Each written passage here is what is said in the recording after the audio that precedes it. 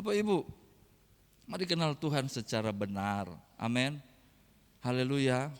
Ada dua perspektif. Yang pertama, Tuhan itu dekat. Katakan amin. Tapi seringkali kita lupa diri. Kenapa? Karena kita didikte oleh sekeliling kita yang bilang engkau lemah, engkau buruk, engkau tidak bisa berbuat apa-apa.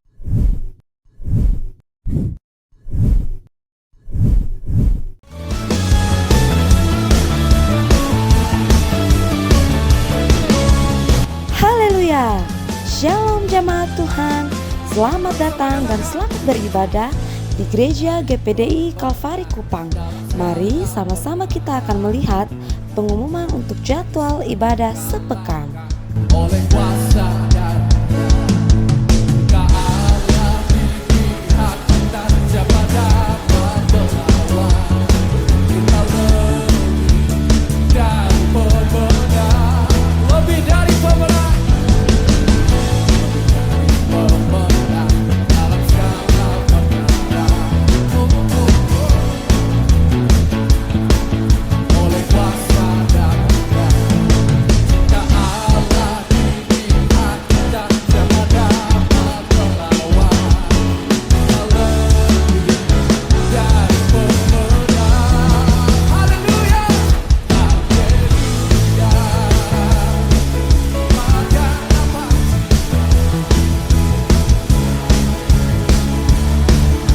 Kami juga mengucapkan selamat datang untuk para jemaat yang baru pertama kali bergabung di Gereja GPDI Kalvari Kupang. Sampai jumpa di ibadah-ibadah selanjutnya ya. Tuhan Yesus memberkati. GPDI Kalvari, sekali Yesus, tetap Yesus. Haleluya. Kita bersama kita mengakhiri tahun ini dengan jadi pemenang. Amin. Katakan bersama. Salam sejahtera bagi kita semua. Haleluya. Haleluya. Semua bersemangat dalam Tuhan. Amin. Kita punya kebahagiaan, punya banyak berkat dari Tuhan. Saya kembali berterima kasih kepada Bapak Gembala atas kepercayaan pemberitaan firman Tuhan. Pada sore ini saya akan melanjutkan apa yang saya sampaikan tadi pagi. Tadi pagi itu berupa konsep besarnya tentang kita harus maksimal dalam menjalani hidup. Karena hidup ini bukanlah sekedar kronologi waktu yang berjalan, bukan sekedar jam, detik, hari, bulan berganti, tetapi suatu kesempatan, dan kesempatan itu mungkin saja tidak berulang. Karena itu jika ada kesempatan, dimaksimalkan sedemikian supaya kita tidak hidup sia-sia. Amin. Kita akan bertolak kembali dari Mazmur 90 ayatnya yang ke-12. Ketika Musa sejak ayat 1 sampai ayat 11 menyatakan bahwa manusia terbatas, manusia terikat oleh kefanaan, tidak untuk selamanya kuat, tidak untuk selamanya hidup, ada akhirnya, bahkan akhirnya itu buru-buru, seperti rumput yang bertumbuh lalu layu. Sehingga dia menyatakan bahwa harus ada sesuatu yang diperbuat manusia untuk menghayati, memaknai dan menikmati hidup yang berlalu buru-buru. Ayat 12 secara khusus dia berdoa. Mari sama-sama kita baca doa Musa ini dan kiranya menjadi doa kita juga. Ayat 12 Mazmur 91, 2, 3. Ajarlah kami menghitung hari-hari kami sedemikian hingga kami beroleh hati yang bijaksana. Tadi pagi saya sudah singgung bahwa konsep waktu yang digunakan di sini bukan konsep waktu kronologi, tapi konsep waktu kesempatan, peluang, dalam bahasa Ibrani, et. Sehingga kita harus sungguh-sungguh memaknai hidup sebagai satu kesempatan. Saya ulang satu ilustrasi penting. Tanggal 8 Desember 2024 terjadi hari ini. Memang tahun 2025 akan ada 8 Desember, tapi situasinya berbeda. Kemungkinan besar sudah pasti bukan kemungkinan lagi, sudah pasti bukan hari Minggu. Dan kita mungkin tidak semua bertemu seperti yang sekarang. Karena itu kalau ada kesempatan mari pergunakan secara maksimal. Amin. Nah, yang ini penasaran bisa nonton di YouTube Kalvari ketika dia sudah rilis ya Bapak Ibu. khotbah tadi pagi. Nah sekarang kita lanjut. Ketika kita mulai memanfaatkan hidup, memaknai hidup, lalu menggunakan setiap kesempatan, maka di situ ada upaya. Di situ ada perjuangan, ada usaha. Seperti saya sampaikan tadi pagi, seekor singa atau kucing besar lainnya, cheetah dan seterusnya, dia harus melihat, mengintai mangsanya, dan ada span waktu tertentu. Kalau dia terlalu cepat menerkam, tidak dapat, terlalu lambat menerkam, tidak dapat. Harus ada satu span waktu yang spesifik, dan ini membutuhkan kita untuk berusaha, berjuang. Kalau saya bagi dalam aspek-aspek hidup, kesempatan untuk membahagiakan keluarga, kesempatan untuk hidup sebagai suami yang baik, kesempatan untuk menjadi anak yang berbakti, kesempatan untuk bekerja dan berkarir, dan seterusnya. Bapak Ibu bisa terjemahkan sendiri dalam kehidupan sehari-hari. Tetapi waktu kita berjuang untuk memaksimalkan setiap kesempatan, saya menyaksikan dan kita harus mengakui banyak di antara kita terjebak dalam burnout, kelelahan, bahkan keengganan. Saya ambil contoh, seorang suami yang punya kesempatan untuk menjadi suami yang berbakti kepada keluarga. Tetapi dalam perjalanan waktu ada saja rasa, sudah bisa jadi suami yang baik tapi hanya begini nih, sudahlah.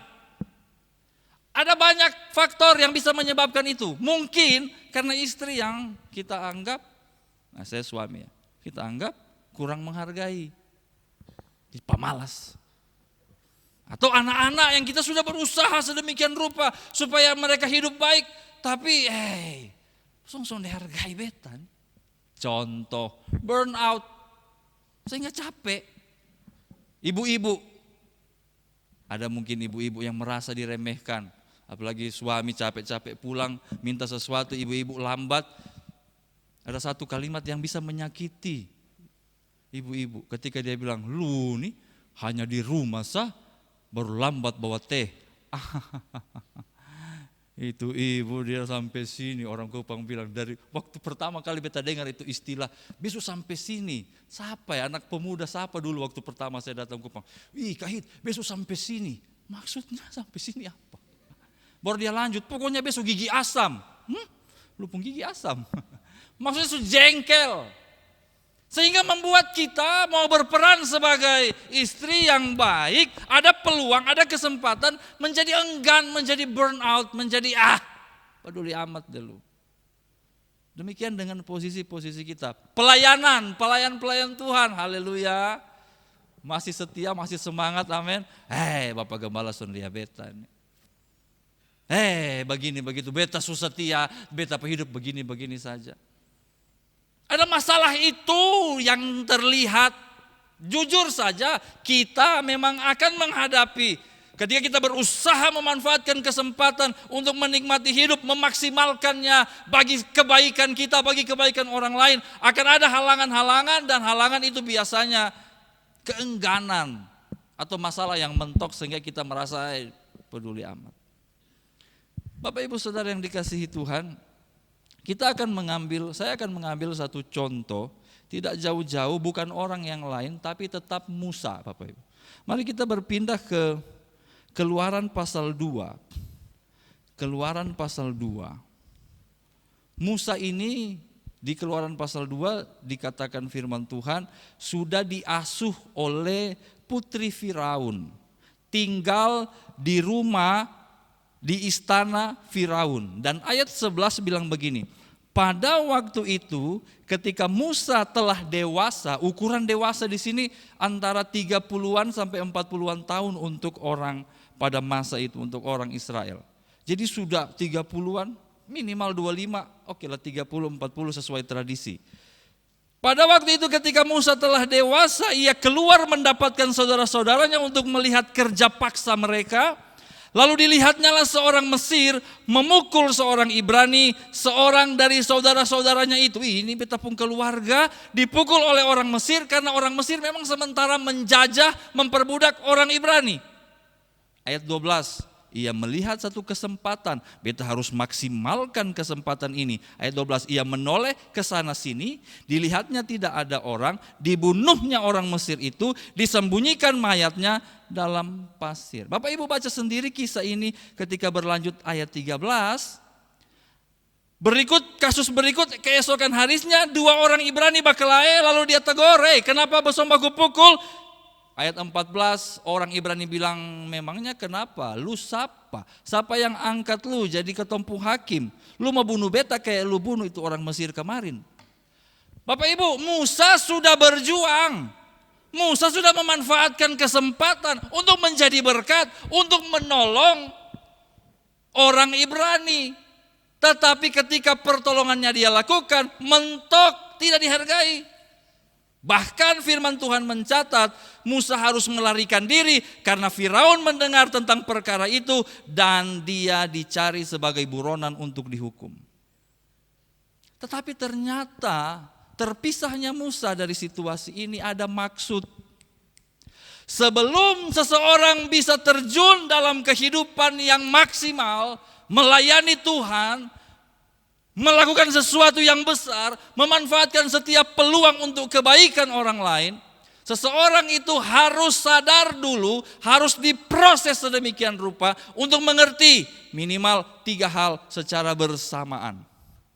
Jadi Bapak Ibu, kalau kita mau hidup maksimal 2025 sementara menanti kita berapa minggu lagi, kalau kita mau hidup maksimal, pastikan saya dan saudara dalam 3 hal ini sudah paham.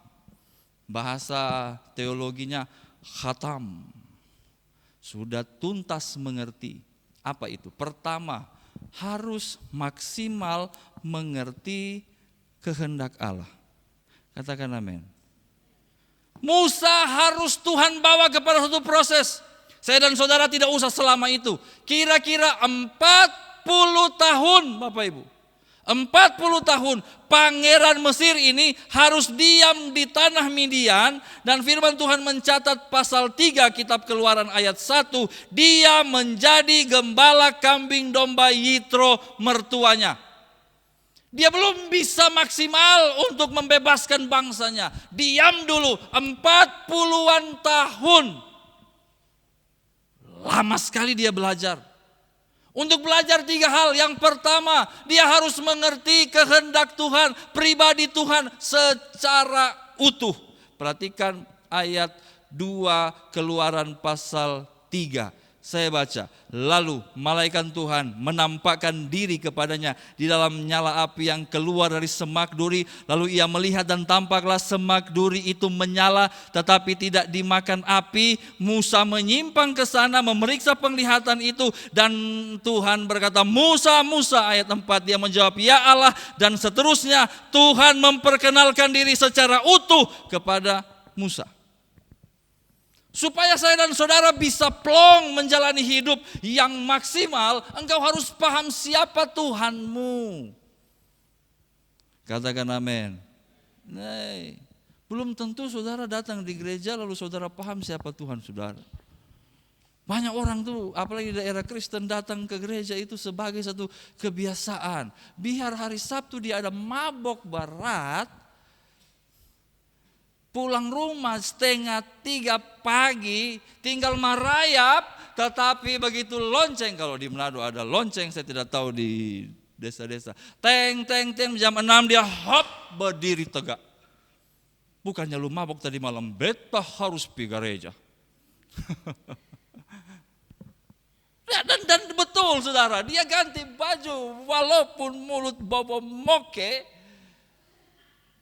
muntah belum tak hapus semua, tapi dia berangkat di gereja. Nah sekarang betanya ini orang ini profilnya kenal Tuhan kok sonde. Sonde dia datang stor muka sah. Dia sonde enak hati dengan teman kiri kanan yang biasa duduk di bangku gereja. Beta harus hadir. Tapi mengenal Tuhan belum tentu. Bapak Ibu, mari kenal Tuhan secara benar. Amin. Haleluya. Ada 2 perspektif. Yang pertama, Tuhan itu dekat. Katakan amin. Bilang kiri kanan saudara, Tuhan dekat denganmu. Oh, dia dekat sekali. Karena firman Tuhan bilang, Tuhan kita itu Immanuel, Allah yang beserta kita. Amin.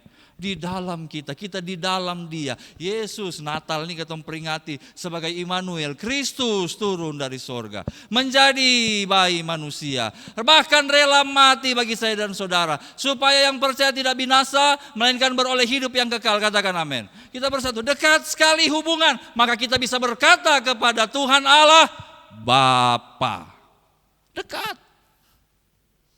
Tetapi saya pernah sharing di ibadah rayon beberapa minggu yang lalu. Coba kita ambil jarak. Kita ini sudah terlalu dekat dengan Tuhan barangkali sampai lupa siapa Tuhan itu. Mazmur pasal 24 kalau saya tidak salah saya khotbah itu. Coba ambil jarak. Dan ketika kita mengambil jarak, kita lalu melihat Tuhan itu besar. Pencipta alam semesta, di atas segala-galanya, yang tidak terhampiri, yang tidak tertandingi, yang luar biasa. Amin. Makanya kita punya otak, hati, tubuh, jiwa, roh ini harus paham Tuhan seperti apa adanya Dia. Dengarkan pernyataan ini. Orang yang percaya kepada Tuhan belum tentu percaya kepada rancangan-rancangannya. Ya. Kalau tanya, percaya Tuhan, wih darah Yesus, lu tanya itu di beta. Beta ini karistender dulu, cek KTP, lu potong beta pun tangan, ini keluar bukan warna merah, kuning, merah, biru, Pantai Costa. Sekali GPD tapi nah tergantung, gemit mau, GBI tergantung dia dari mana. Tapi begitu ketong tanya tentang rencana Allah, rancangan Tuhan, kekudusan, kemuliaan, berkat, belum tentu dia setuju. Mau ikut firman Tuhan, berat. Mau iring Tuhan sungguh-sungguh, banyak sekali dia pun tuntutan. Dan berbagai macam alasan lainnya. Bapak Ibu, kepada Musa, Tuhan menampakkan diri dan berkata, akulah aku. Mari kita maksimalkan hubungan kita dengan Tuhan. Haleluya, haleluya. Di setiap ibadah, ini saya ulang-ulang ini. Di setiap doa, di setiap pujian dan penyembahan, hanyutlah dalam penyembahanmu kepada Tuhan. Jangan pikir-pikir lain le. Sumalas berdoa le di rumah, di gereja le setengah-setengah. Betul kok sonde. Siapa di sini kalau di rumah oh beta kalau di gereja Pak Pendeta beta memang irit. Irit tepuk tangan. Irit menyembah. Haleluya. Karena di rumah beta bisa 2 jam di hadirat Tuhan. Kalau begitu gas kakak. Menyala. Tapi ini di rumah saya kata lupa doa makan nanti sendok keempat baru. Beta mau jujur, beta hamba Tuhan cuma kalau lapar. Ada beberapa momen yang bilang, Papa suruh berdoa. Apalagi kalau seisaus memang ngeri. Come on. Lalu di gereja cuma ya irit-irit. Coba 2025 kalau ada praise and worship itu kita kasih rame begitu. Beta pimpin praise and worship dari sini gemes. Dong saja. Pada lagu segala puji syukur. Saya tahu Anda bersyukur hanya dapat lihat. Tuhan pun kayaknya bingung, lu bersyukur betul gosonde. Mari kita perbaiki hubungan kita dengan Tuhan, harus maksimal. Banyaknya ibadah tidak selalu berbanding lurus dengan kedekatan dengan Tuhan. Mari kita cari Tuhan sungguh-sungguh. Haleluya. Jadi kalau tadi pagi saya ada beberapa poin. Yang pertama kita sadari keterbatasan hidup ini hidup tidak lama saudara, akan habis. Yang kedua kita evaluasi. Setelah kita evaluasi kita bikin resolusi. Ayo kita bikin resolusi 2025 belum sampai 2025 minggu-minggu berjalan ini. Beta mau lebih dekat dengan Tuhan, mengerti Tuhan secara maksimal. Karena aku tahu hidupku tidak panjang. Minimal sebelum aku melepaskan hidup ini, aku dengan Tuhan konco kental. Haleluya. Ya minimal begitu.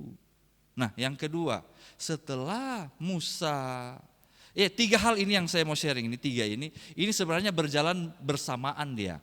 Pengenalan maksimal dengan pengenalan akan Tuhan itu sebenarnya berjalan beriring dengan dua poin berikutnya. Yang kedua, Keluaran pasal 3 ayat 10 saya baca ya. Musa itu dituntun Tuhan untuk maksimal dalam hal yang kedua. Ayat 10. Jadi sekarang pergilah. Aku mengutus engkau kepada Firaun untuk membawa umatku orang Israel keluar dari Mesir. Ayat 11. Tetapi Musa berkata kepada Allah, siapakah aku ini? Maka aku yang akan menghadap Firaun dan membawa orang Israel keluar dari Mesir. Ayat 12, perhatikan. Lalu firman-Nya, bukankah aku akan menyertai engkau? Inilah tanda bagimu bahwa aku yang mengutus engkau. Apabila engkau telah membawa bangsa itu keluar dari Mesir, maka kamu akan beribadah kepada Allah di gunung ini. Yang kedua, maksimal dalam hal apa? Diri sendiri. Diri sendiri. Kita harus maksimal. Setiap ada kesempatan untuk memaksimalkan diri, gunakan itu. Banyak orang terlalu sombong lalu membangun tembok-tembok seakan-akan dia sudah tahu segala sesuatu. Musa ini dia kalau soal cara menggembalakan kambing domba, skillful dia, hebat dia. Dia tahu jalur-jalur potong, dia tahu menyenangkan mertuanya, pokoknya Musa top. Tetapi soal yang lain, Tuhan ternyata tidak menghendaki dia menjadi gembala kambing domba mertua saja. Tuhan membukakan dia satu visi, lu ini akan menjadi pembebas bagi bangsa Israel. Lu sudah, bukan yang lain. Dia tanya, siapakah aku? Dia pun nama saja dia lupa. Lalu bikin lagu, siapakah aku ini? Tuhan. Itu puisi ya. Jadi biji matamu. Tetap boleh dinyanyikan lagu itu. Judulnya lupa diri. Dengan apa ku balas. Tapi seringkali kita lupa diri.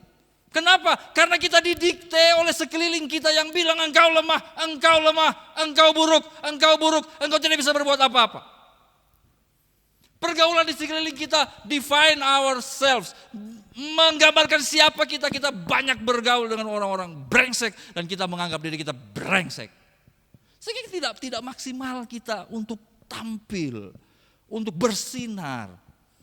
Bapak Ibu Saudara yang diberkati Tuhan, dikatakan oleh Yesus, engkau adalah terang dunia. Yesus bilang, aku adalah terang dunia. Tapi di dalam Matius dia bilang, kamu terang dunia, kita terang dunia. Coba lihat kiri kanan, kalau dia senyum dia terang dunia. Kalau dia belum senyum, sariawan dia. Kayak saya. Manfaatkan semua kesempatan untuk bersinar. Sekecil apapun.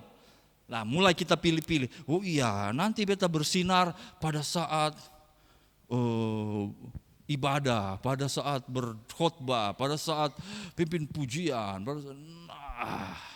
pada hal-hal yang rohani. Dan tidak begitu. Kita harus bersinar pada setiap panggilan hidup. Musa memang dipanggil untuk membebaskan orang Israel. Kita ada panggilan masing-masing. Go! Maju saudara-saudara. Berapa waktu lalu saya kumpul pengerja-pengerja di sekolah Alkitab. Duduk, dia bilang, Bosong itu kalau dapat kesempatan, entah berdoa, entah bersaksi, entah khotbah, gas. Sampai saya kasih visi. Supaya jemaat, ada kayak jemaat minta begitu. Coba si ini yang khotbah harus bersinar begitu. Saya berpulang dari tempat praktek saya yang lama saudara. Datang ini oma-oma datang. Dekat begini baru dia, ini tahu juga, besok tahu ini bahasa apa. Minta maaf sah. Jadi ada yang terjemahkan. Masih ingat Haka? Ya ampun, Bapak Ibu Saudara tahu di gereja itu dulu ada namanya ibadah Haka.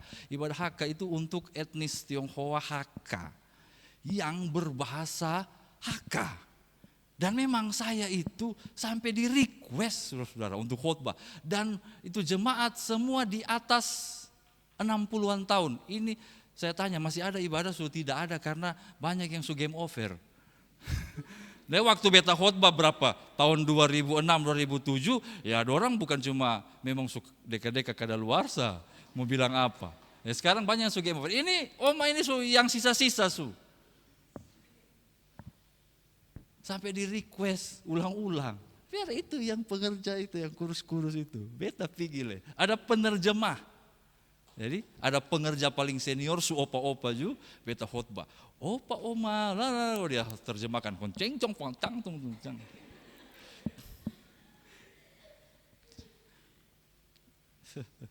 Di bidang saya gitu. Ya semoga hamba-hamba Tuhan yang lain bisa. Jangan pernah melewatkan semua kesempatan untuk memaksimalkan diri, memaksimalkan hidup. Tuhan bilang kepada Musa, lu begini, begitu. Siapakah aku? Beta baca ini, gemes dengan ini Musa pun cara berpikir. Tapi ini banyak terjadi di antara kita. Mari kita memandang setiap waktu yang Tuhan beri sebagai kesempatan untuk memperbaiki diri. Haleluya. Haleluya. Bukan untuk mencocokkan dengan apa kata dunia, tapi mencocokkan dengan apa kata firman Tuhan. Siapa kita? Kita anak-anak Allah yang harus muncul, yang harus tampil sebagai terang. Apakah semua harus jadi pendeta? Tidak perlu. Lu jadi apa? Ya jadi dirimu. Dengan panggilan yang Tuhan beri. Engkau ada di pasar, engkau ada di pangkalan ojek, engkau ada di toko, dimanapun engkau pergi dan berada, engkau ada di kebun, engkau ada di kantor, di sana muncul. Haleluya. Jangan dulu pikir terlalu jauh orang lain, jadi berkat bagi orang lain, capek nanti. Orang yang belum mendidik dirinya ketika mulai menjadi berkat bagi orang lain, capek dan mengeluh. Pasti. Orang yang belum selesai dengan dirinya lalu berusaha untuk menyelesaikan masalah orang lain, capek dia. Makanya Bapak Ibu harus menghargai gembala. Saya di setiap orang cerita tentang gembala manapun, bukan cuma Bapak gembala, lalu mengeluh tentang si gembala ini, si gembala itu, saya akan berpihak pada gembala. Tidak gampang menanggung beban jemaat. Bukan dia urusan, tapi Tuhan taruh di pundak. Dia harus berdoa, dia harus berjuang, dia harus peperangan rohani dan seterusnya. Ini gampang itu. Nah, bagi saya dan saudara ada pikulan, ada tanggungan masing-masing. Ayo, untuk anak-anak sekolah Alkitab Besompung, pikulan apa sekarang? Ya jadi pintar. Untuk anak-anak yang sementara kuliah, ayo maksimalkan kuliahmu. Yang lagi sekolah, ayo selesai sekolah dengan baik. Yang sementara bekerja, kerjakan dengan cemerlang. Amin. Yang punya karir, maju terus, pantang mundur. Tuhan berikan kepada kita maksimal di sana. Jadi maksimal hubungan dengan Tuhan, maksimal urus diri sendiri. Baru setelah itu kita bisa maksimal menjadi berkat bagi orang lain. Mulai kita melihat pelayanan, posisi pelayanan di gereja, beta bisa jadi apa? Pergi ke kantor, apa yang bisa kita bantu, apa yang bisa kita usahakan. Melihat orang yang membutuhkan, apa yang bisa kita lakukan bagi mereka, baru bisa. Nah, tapi saya sudah bilang tadi, 3 ini memang dia jalannya beriringan dia. Tidak bisa dipisah. Oh, untuk 3 bulan pertama di 2025, beta mau fokus dengan Tuhan. Akhirnya selama 3 bulan dia sudah di kantor. Dia berdoa terus, dia puasa terus. Ya salah juga. Oh, pokoknya 3 bulan kedua, be fokus be pun diri. Pokoknya beta urus be pun diri. Ya salah. Itu beriringan. Nah, sekarang tinggal ketika waktu itu datang, kita bisa memilah, oh ini saatnya saya memaksimalkan yang ini saatnya saya memaksimalkan yang itu. Maka saya dan saudara akan bertumbuh, akan berkembang, akan maksimal bagi hormat kemuliaan nama Tuhan. Katakan amin. Dan ketika waktu yang Tuhan beri bagi kita habis dan selesai, kita tidak menyesal.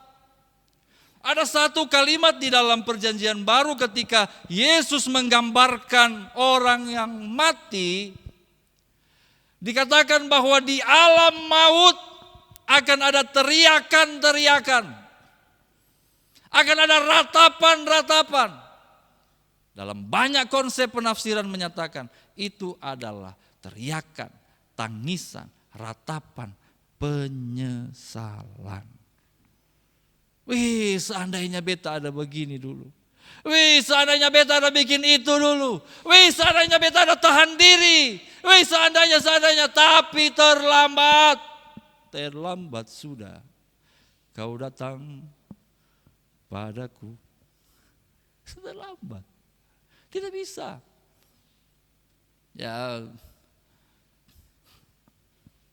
ada kepercayaan yang lain yang saya pergi ke rumah duka beberapa waktu lalu. Dia mulai menangis.